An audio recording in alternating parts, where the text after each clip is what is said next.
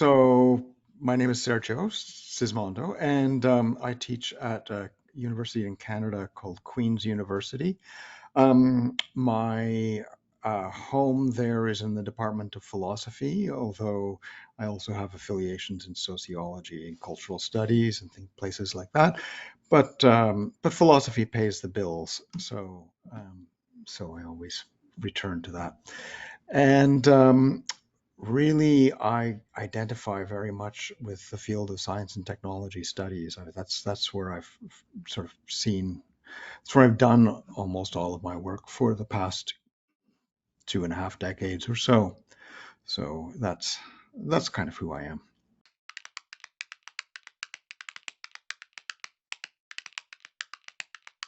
Well, basically, when I was an undergraduate student at Toronto, I took a few courses with Ian, but then although it was only a few courses, we interacted a number of times. He was a um, relatively new professor at Toronto at that time. He'd been at Stanford before, I think immediately before that, but so he was he spent a fair amount of time with undergraduate students, and so we had a number of interactions. I remember going over to parties at his house a few times. Anyway, just it was a warm and friendly relationship, and then we stayed in touch, but only very very loosely after that. Just occasionally finding ourselves at the same workshop or conference or something like that. We'd say hello and quickly catch up. So it was very sad when I learned that he passed away quite recently, and but he hadn't been well for a long time.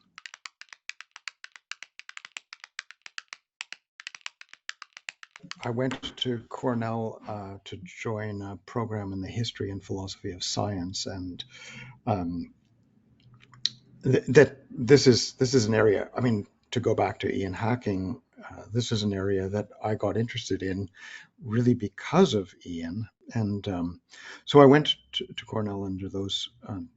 For that program, and the program was not exactly thriving when I got there. I didn't know that beforehand, but there were some wonderful. I took some wonderful courses with people like Peter Deere, and Thomas Guerin was a visiting professor at one point. Um, and I think initially I fought a little bit with this, or fought more than a little bit with this field, this which didn't have a name, and but there were there were ways in which I didn't appreciate when I was a sort of beginning graduate student, some of the cheekiness of work by people like Bruno Latour and Steve Woolgar.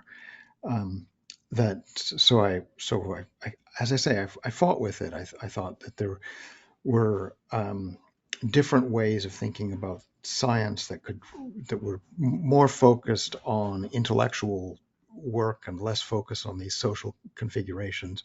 But I just became convinced by the arguments that were being made by these early figures. I became convinced um, that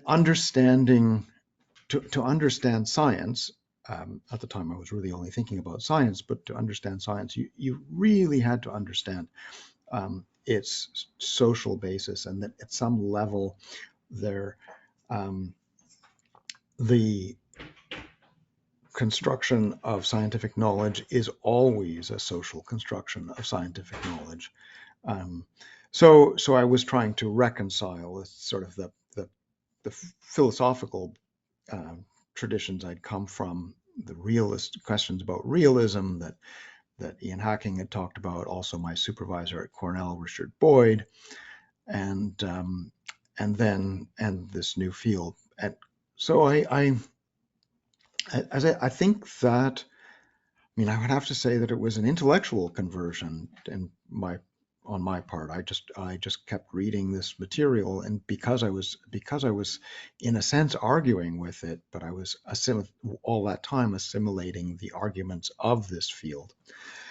During my time at Cornell, the field kind of got a name, and we didn't necessarily realize it at the time, but the program that I was part of, the History and Philosophy of Science program, in a sense folded. It was not really viable anymore, and out of the ashes of it, a group of faculty members, some who had been part of it, but some who had been outside, and especially Sheila Jasanoff, pulled it together and gave it the title Science and Technology Studies. And I still remember the conversation we had at a meeting where we were putting together the contours of this program, in which we had debates about I don't know about debates, but a discussion about the name of the program, and it was determined that it would be Science and Technology Studies, but especially that it was important that there would be that ampersand between the S and the TS. And the reason for that was because some of the sort of perhaps more old-fashioned historians didn't like the idea of being in a program that could be mistaken for science, technology, and society, which had connotations that they didn't like. So that's how Cornell, anyway, became an SNTS or an STS program. And then that term, sort of with or without the ampersand, stuck, or it happened to be the term that was being adopted elsewhere at the same time. So this is how we got the name. And I felt at the time, this was, let's see, I started my PhD in 1988 and finished in 93. But I felt at the time that I was witnessing the emergence of a field, because I was actually literally seeing something emerge at Cornell, and then realizing that it was also happening elsewhere.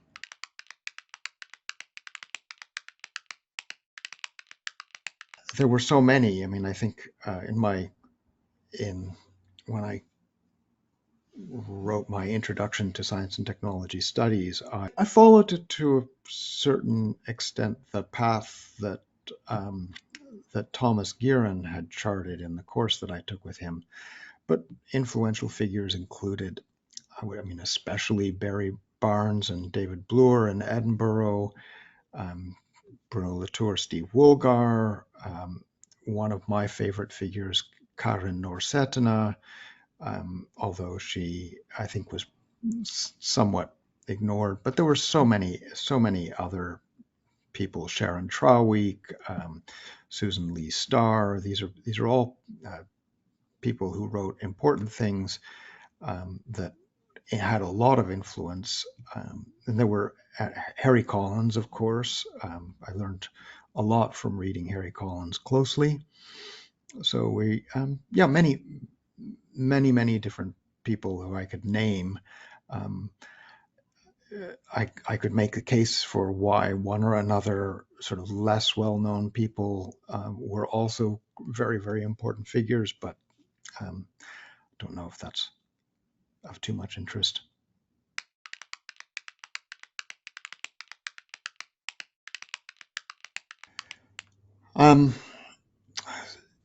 So I see myself as somebody who I try to be a generalist in science and technology studies. I try as much as I can to follow the broad directions and the movements in the field, and to kind of understand them and appreciate them for what they're doing. Even when I feel that there are some avenues that the field is taking that I don't agree with, or something like that, I really try to understand why it is that people are pursuing those avenues, why it is that people are staking out the kinds of claims that they're doing. So I do see myself as this generalist. That's become increasingly difficult. I mean, I think you mentioned the 2010 edition of my Introduction to Science and Technology Studies book. That was probably the last moment when I felt that I had a really good handle on what this field was doing. And since then, I have learned a lot as editor of Social Studies of Science, but at the same time, I'm watching the number of people in this field and the different directions that people are going just exploding. So there are so many different things happening, and I can't claim to really understand them all. Incidentally, my tenure as editor is going to be extended for 2 more years because of some administrative mishaps. So I'm going to cover. I agreed to stick around for 2 more years to find a successor for myself. So so I'm until the end of 2024 or maybe 25. I'll still be in that position, still trying to understand, still trying to learn about the breadth of this new field that we've created, and and yeah, trying, just holding on and trying to keep up for just a little bit longer.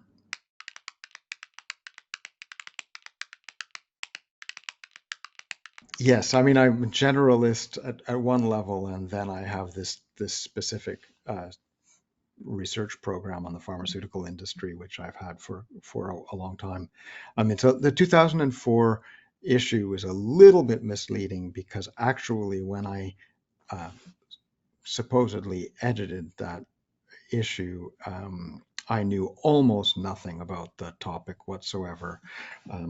What happened was I had by accident attended some really interesting talks by people in different places.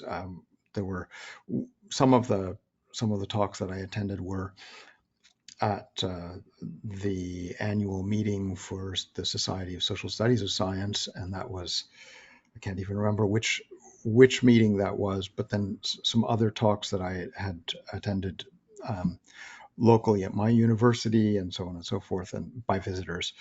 So I sort of I contacted some of these people, and I said,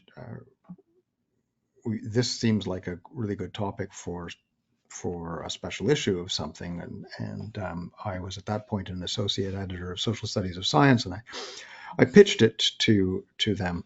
Most of the people, the participants in that issue at the time, were graduate students or just recent graduates, and so they wanted to find a more senior person to be the guest editor.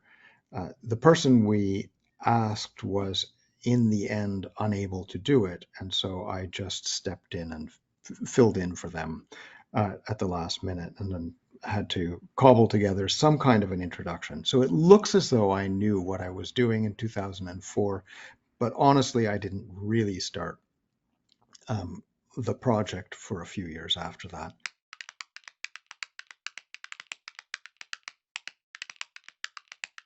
There is a tension between my work on the pharmaceutical industry and STS.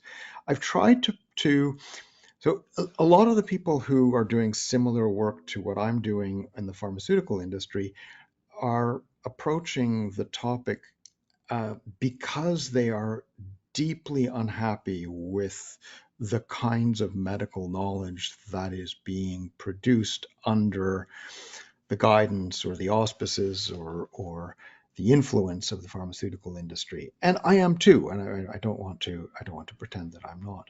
But that they most of the people who are doing that kind of work, not necessarily the STSers who were contributing to that special issue, but other people, um, have a very strongly normative stance about the quality of the knowledge.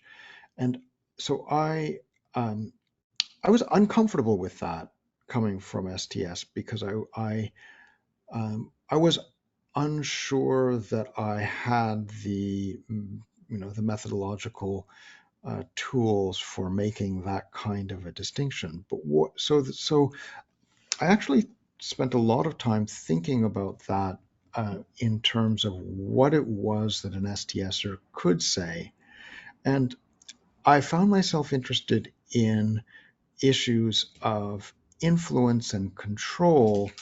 So the normativity that I bring to the table has to do with interests and questions about how we should approach situations where narrowly interested actors have a large amount of influence.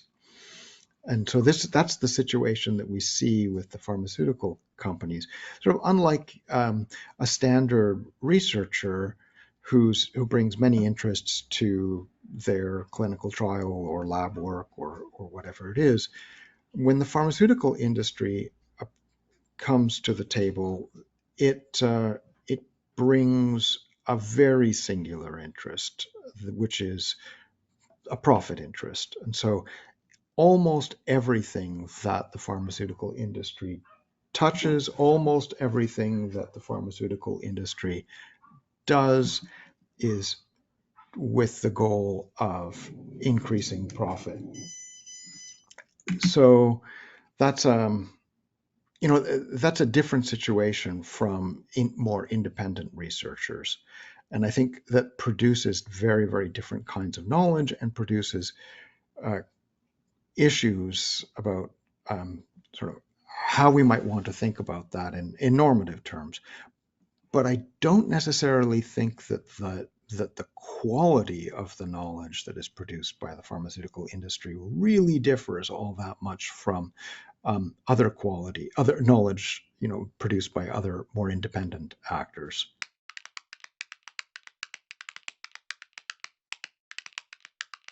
I learned a lot from reading Proctor's work and from talking with Proctor. We met at a workshop in Vancouver in, I'm going to guess, sometime around 2007, 2008.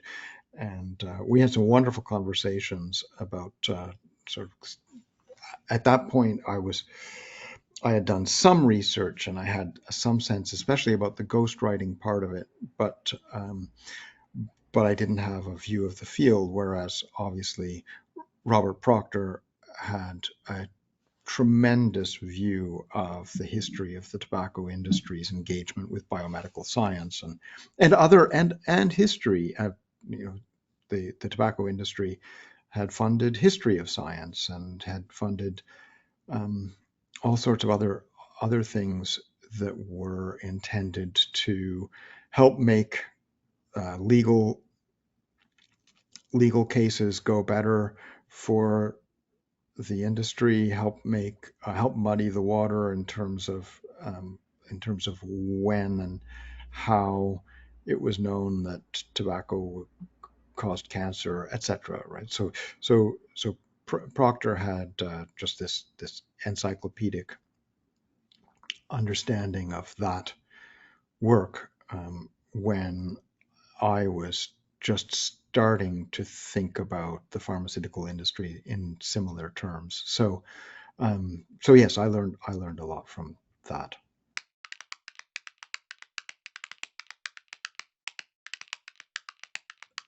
As an editor, or as an editor or as a generalist in NSTS, I was immediately really interested in the topic because it is an important expansion of focus from scientific knowledge then to the things that are just on the other sides of those boundaries. And ignorance has been an important part of that. We could think of non-knowledge more generally. So I think that was very, very exciting.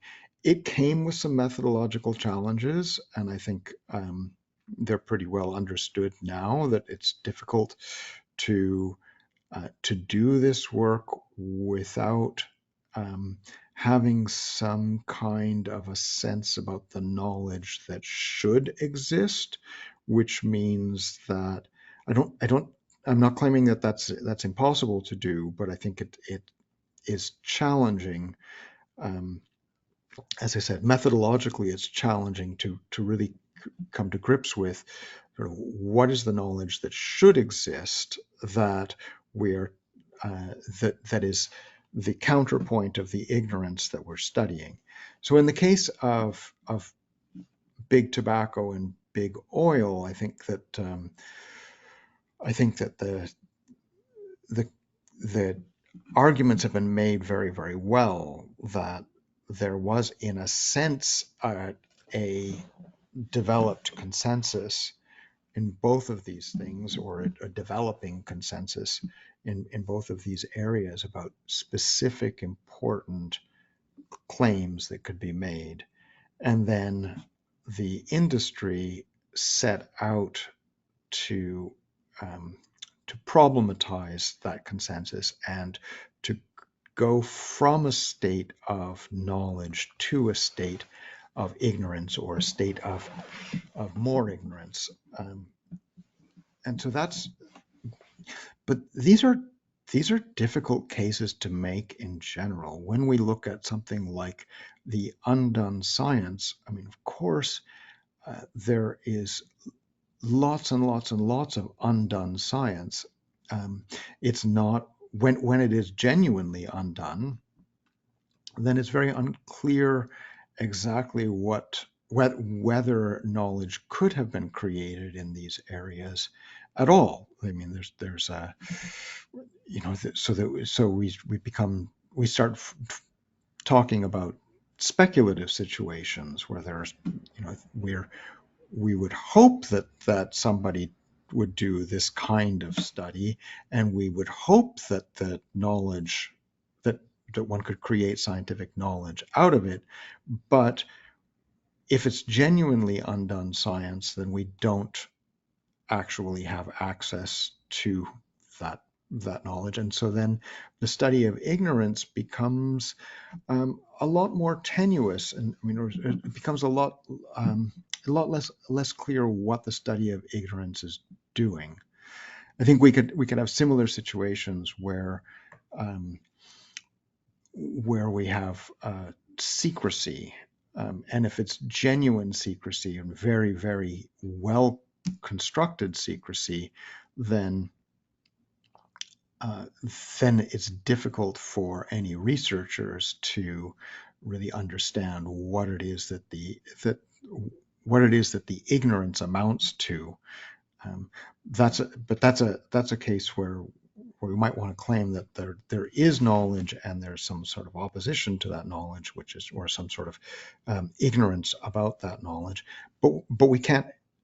We often can't access that when we're talking about knowledge at the heart of the intelligence community or something like that. So this is all very tricky stuff.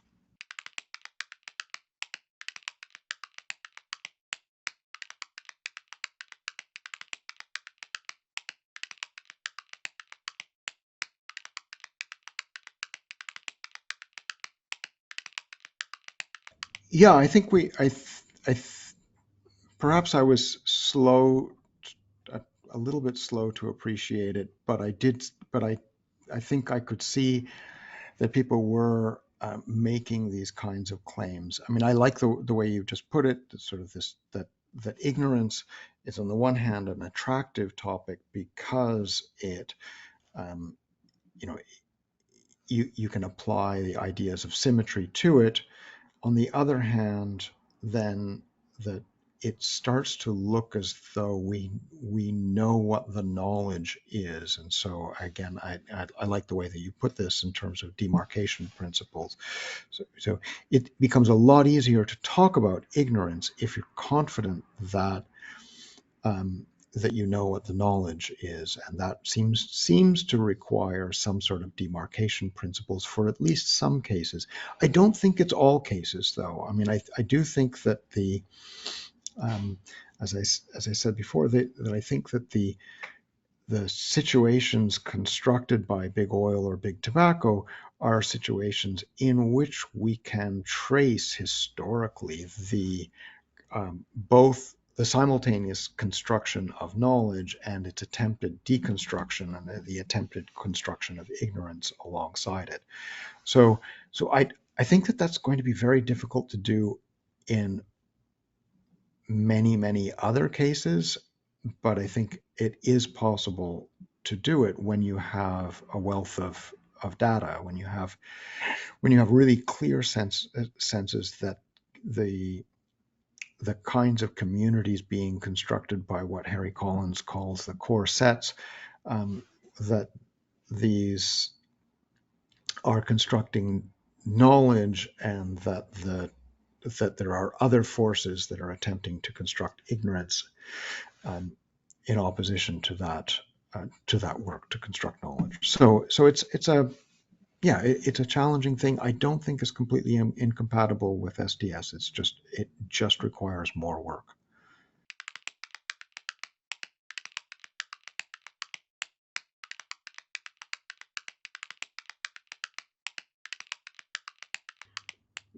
That's a very good question. I I think that at the heart of it, there is no difference between a drug and other things. But I think it's very difficult to see that for most objects, and maybe this is where some of the work of STS comes in. I think that STS can try to make the case that the information surrounding something is what makes it the thing that it is.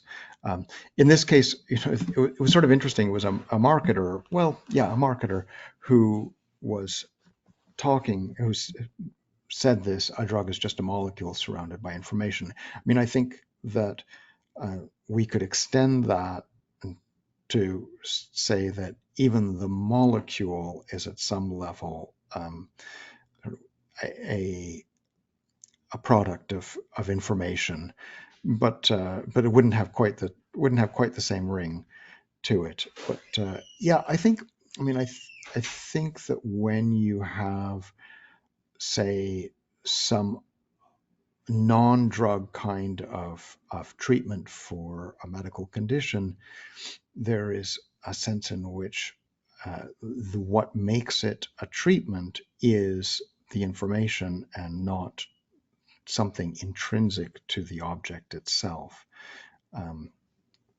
And so I think that is right, that we're talking about something that's very, very general, but it's at the same time very, very hard to see. When we're looking at useful tools around us, useful, perhaps new high-tech tools around us, we don't necessarily appreciate the extent to which the tool is what it is because of all of that marketing and all of that information that surrounds a kind of bare object.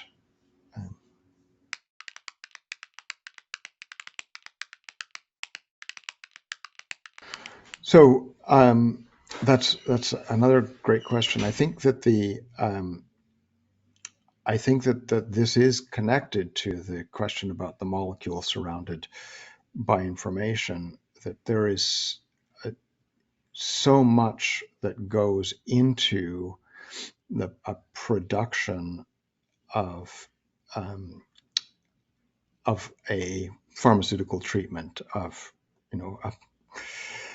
that requires a network, and it's not just a small number of ghost writers who create beautiful scientific articles that sort of establish one or another claim about a medication, but it requires much more. It requires the background researchers themselves. It requires other people to transmit, to take this information that the industry has created, that the ghostwriters may have written, and move that into doctors' offices and so on and so forth. So there's a whole network that is required. Why are they ghosts? Well, they're ghosts because the industry is at some level parasitic on the structures of creation and movement of medical knowledge more generally. So the industry will take advantage of how it is that it is thought that medical knowledge is produced and distributed and consumed. So it's so these things are best done if the industry is not necessarily front and center, but is hiding behind uh, uh, some silk screen. So the what stands in front of the screen looks a little bit closer to medicine than the company that stands behind it. So that I think that's why the industry needs ghosts. It needs to have a little bit of a facade, a little bit of pretense that it's not there. It needs to have somebody standing in front who's a bit of a representative, but not an official representative, or not seen as an official representative. So there's a sense in which the it needs um, it needs something to be um, not quite visible, and hence all the ghosts that I talk about, the different kinds of specters who inhabit the pharmaceutical world.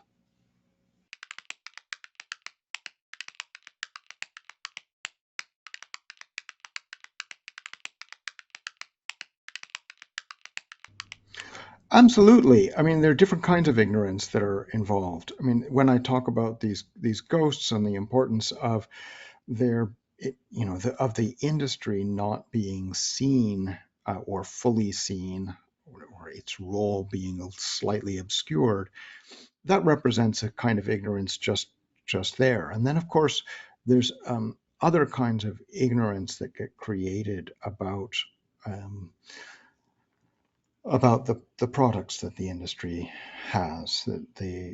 The industry is a very, very substantial source of research funding, and obviously it prefers to produce some kinds of knowledge and not others. So there's ignorance production um, in the kinds of scientific knowledge that are produced, as well as the kind of hiding of influence.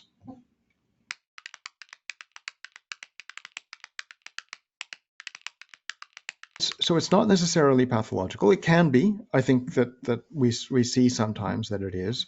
I think that there are some exemplary cases of pathological science, but it's not necessarily pathological. In fact, a lot of it is very pedestrian. I think that it it looks like ordinary medical scientific knowledge. Perhaps that's in part because I think that the industry has helped to shape what is seen as pedestrian over the past 3 decades. But even if it hadn't, it is somewhat, the knowledge that is produced is often very ordinary. It's very, very everyday to medical science. So why is there a problem then? I mean, the problem has to do with, as I mentioned before, the narrowness of interests. The problem has to do with just the fact that the pharmaceutical industry makes all of its decisions with a single goal in mind. Well, that's a bit of an exaggeration. I think we can be fair to these companies. They're enormous, and different departments within them behave differently, have their own little self-interests. But overall, a company will be trying to shape the market, shape the product that fits that market so as to make the most money. And if the science that it produces is with that in mind, then there is a kind of problem for ordinary consumers, and that with and in that category I would include ordinary physicians, the doctors who prescribe. Um, there's a problem because the um, the knowledge is being produced to create certain kinds of outcomes, and it's not those facts are not apparent when people go to consume that knowledge.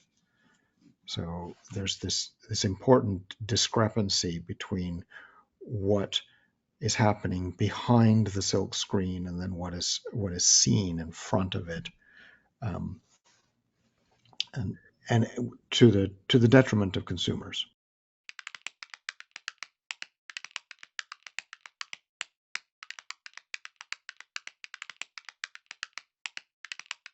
I would agree with that, although I would think that the epistemological part is part and parcel of the ethical and political concerns that we have there.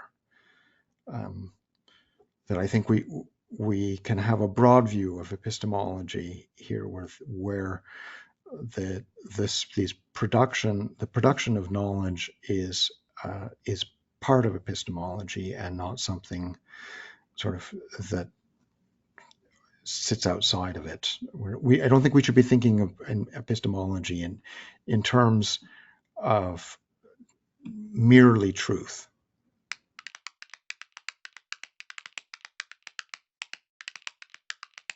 No, I mean, I think in some ways, well, I think that we saw between 2020 and 2022 anyway, some of the ways in which this, the post-truth problem was a continuing and maybe, expanding problem. The, the COVID pandemic created enormous challenges for traditional structures of production of relevant epidemiological and medical knowledge. And meanwhile, we could see that there were people who just challenged them on the basis of whims almost, or something like that. I am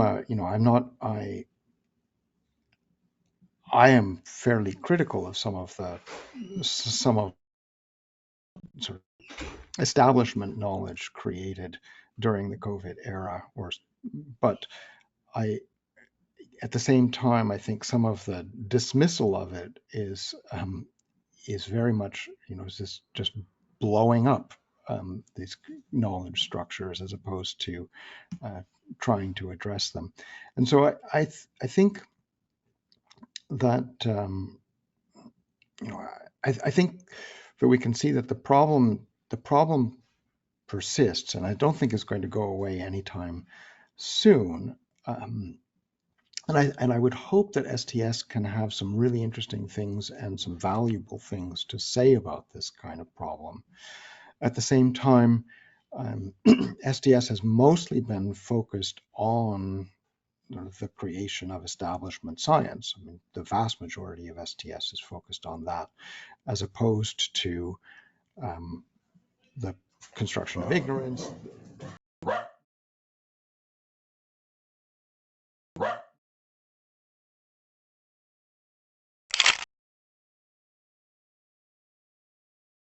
So I think that we can see that the problem has not gone away, and that it's it's going to continue. I don't think that the COVID pandemic is the last time we see it either.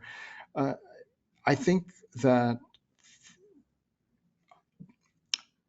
the vast majority of STS has focused on the construction of establishment knowledge, and not things like ignorance, not the other kinds of non-knowledge. And it is important that STS can study those things as well. But I do think that we sort of have to recognize that we haven't really developed the tools within SDS anyway for thinking about how current knowledge, how knowledge structures get blown up by outside actors, and sometimes on slim, on very, very slim bases. So I think that there's lots of interesting work to be done, and I would hope useful work to be done too, that kind of understands how we can still maintain societies while creating challenges to establishment or mainstream science, and keep moving on.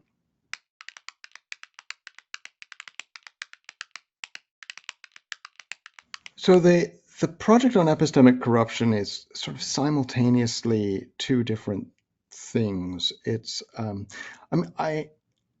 it does follow from some of these issues of the post-truth and the questions about sort of what kinds of knowledge can be maintained, and what kinds of knowledge just don't. A lot of my interest in epistemic corruption has been on questions about disputes, challenges, and sort of accusations of corruption, and not just the corruption itself. Because I think that that when we start looking at these accusations or disputes, questions, then we can also, in a sense, see models of epistemic corruption. So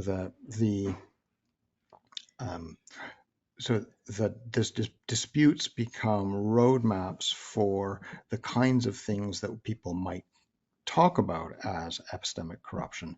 And so my hope is to sort of understand, in a sense, these models of epistemic corruption via the accusations of this.